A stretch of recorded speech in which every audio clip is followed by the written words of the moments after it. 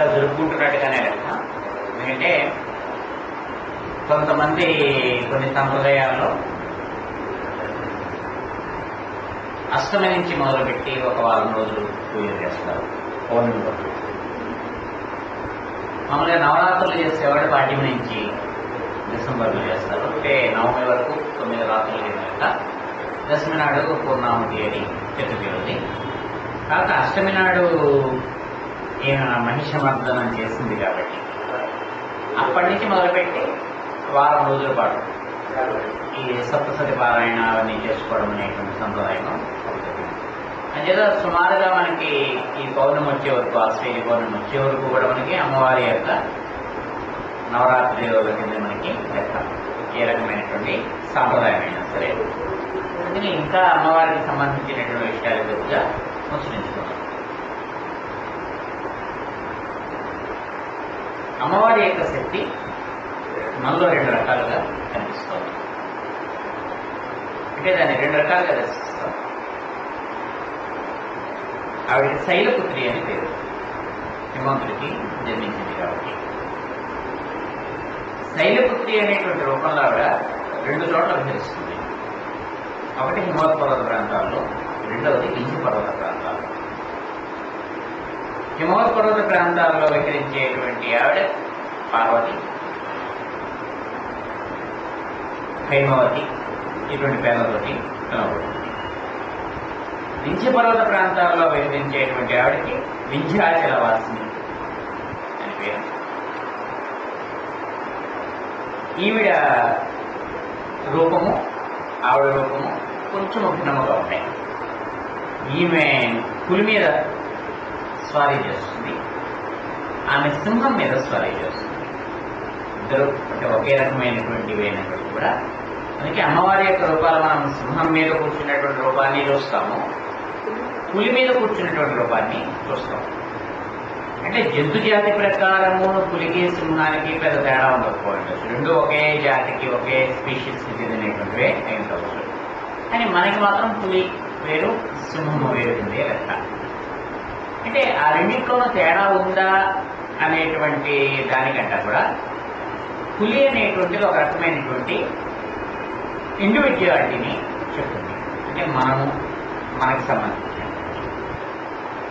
సింహం అనేటువంటిది మృగ ఆధిపత్యాన్ని చెప్తుంది. మృగరాజు ఆ మృగములన్నిటికీ కూడా అధిపతి. అంటే మన యొక్క కాన్షియస్నెస్ చైతన్యం ఏదైతే ఉందో అది వైయక్తికమైనటువంటి వ్యక్తిగతమైనటువంటి స్థితిలోంచి సామూహికమైనటువంటి స్థితిలోకి వెళ్ళడము అనేటువంటిది లో మనం ఏ స్థితిలో ఉన్నామో ఆ రకమైనటువంటి వాహనం మనకి ఇవ్వబడుతుంది. అంటే దేవతలందరికీ కూడా రకరకాలైనటువంటి వాహనాలు ఇచ్చారు. నెమయ వాహనం ఉన్నవాడు ఉన్నారు, ఇలుక వాహనం ఉన్నటువంటి వాడు ఉన్నారు, లేడీ వాహనం ఉన్నటువంటి వాడు ఉన్నారు, మేక వాహనంగా కలిగినటువంటి వాళ్ళు ఉన్నారు. ఇలాగా మనకు తెలిసినటువంటి ప్రతి జంతువు కూడా ఎవరికో ఒకరికి దేవతకి వాహనంగా ఉండడం. కొన్ని ఆశ్చర్యకరమైనటువంటి వాహనాలు మనకి. ఇవి వాహనం ఏమిటి? ఒక మేక వాహనంగా ఎలా ఉంటుంది, ఎలక వాహనంగా ఎలా ఉంటుంది, ఇటువంటివన్నీ మనకి అనిపిస్తాయి.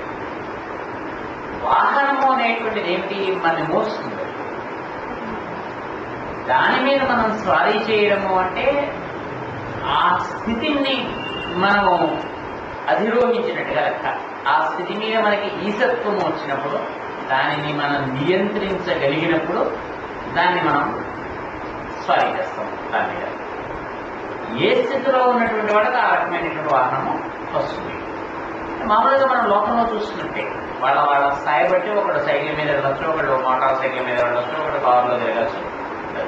మళ్ళీ ఆ మోటార్ సైకిల్లో కూడా ఒకడు స్కూటర్ మీద ఉండొచ్చు, ఒకడు మోటార్ సైకిల్ వచ్చి ఇలా రకరకాలైనటువంటివి ఎలాగైతే లోకంలో మనం చూస్తూ ఉంటామో దేవతామయమైనటువంటి ప్రజ్ఞలలో కూడా ఇన్ని రకాలు ఉంటాయి. ఇవన్నీ మనం ఏం చేస్తామంటే సాధనలో ఈ స్థితులన్నీ మనం అలాగలాగలాగా టచ్ చేస్తుంటాం, వాటన్నిటినీ స్పృశిస్తాం. కొంతమంది కొన్ని చోట్ల ఆగుతారు, కొంతమంది కొన్ని చోట్ల ఆగరు. రైలు ప్రయాణంలో కొన్ని స్టేషన్లలో రైలు ఆగుతుంది, కొన్ని స్టేషన్లో ఆగదు.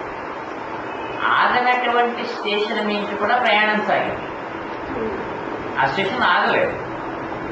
కొన్ని స్టేషన్లో మనం ఆగుతాం, ఆగి ఒక నిమిషం దిగచ్చు, అక్కడ ఒక కాఫీయో టీయో తాగొచ్చు, కొన్ని నిమిషాలు అటు ఇటు తిరగచ్చు. సాధనలో కూడా అంతే, చాలా చాలా చాలా వాటిని మనం సృష్టించుకుంటూ పెడతాము. కొన్ని చోట్ల మనం ఆగుతాం. ఆ ఆగడం అనేటువంటిది చాలా రకాలుగా జరుగుతుంది. ఒక్కోసారి ఒక జన్మంతా అక్కడ ఆగచ్చు.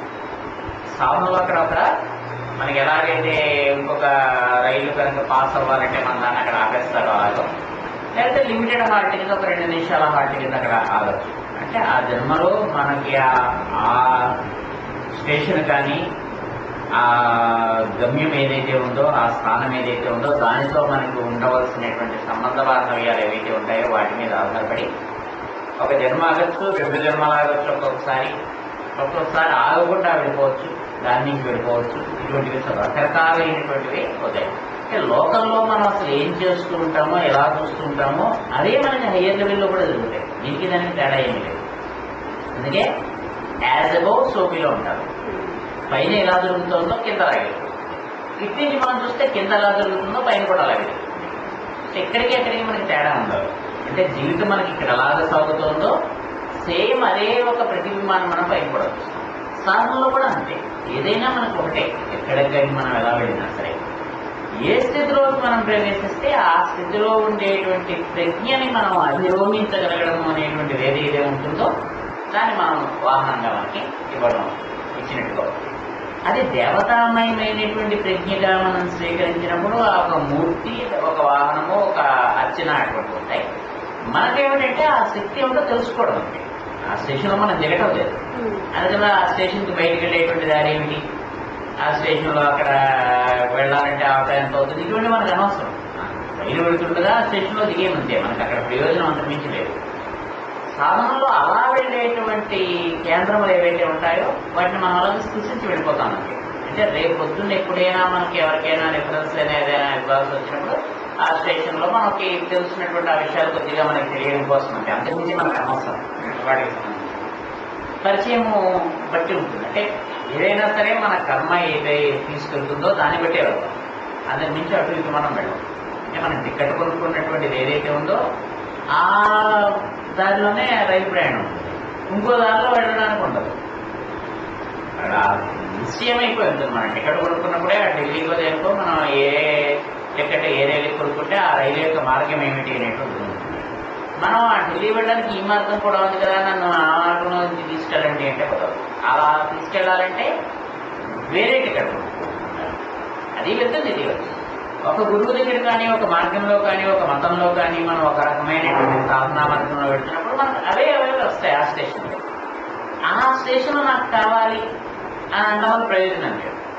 అది మంచి స్టేషన్లో అయ్యిండొచ్చు, చెడ్డ స్టేషన్లో అయ్యిండొచ్చు, దానికి దేనికి సంబంధం లేదు. ఆ ప్రయాణం వేరే, ఈ ప్రయాణం వేరు.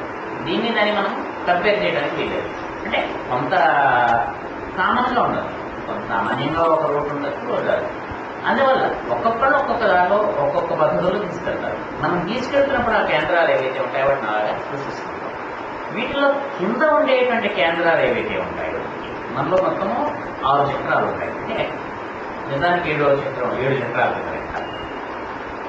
మూలాధారము, స్వాధిష్టానము, మణిపూరము, అనాహతము, ఆజ్ఞ, విశుద్ధి అంటే మొత్తము 6 చక్రాలు ఉంటాయి. విశుద్ధి, ఆజ్ఞ. ఈ 6 చక్రాల్లో మూలాధారము, స్వాధిష్టానము, మణిపూరము అనేటువంటివి కింద చక్రాలు కింద. దాని లోయర్ ట్రయాంగిల్ అంటాం, కింద త్రికోణం.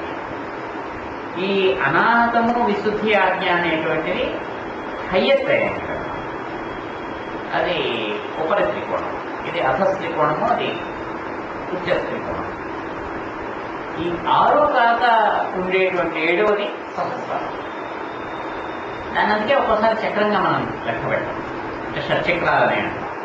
చక్రాలలో దాన్ని తీసుకురాకుండా అది సహస్రార పద్మం కింద లెక్కేస్తాం. అసలు చక్రము అని అంటాం.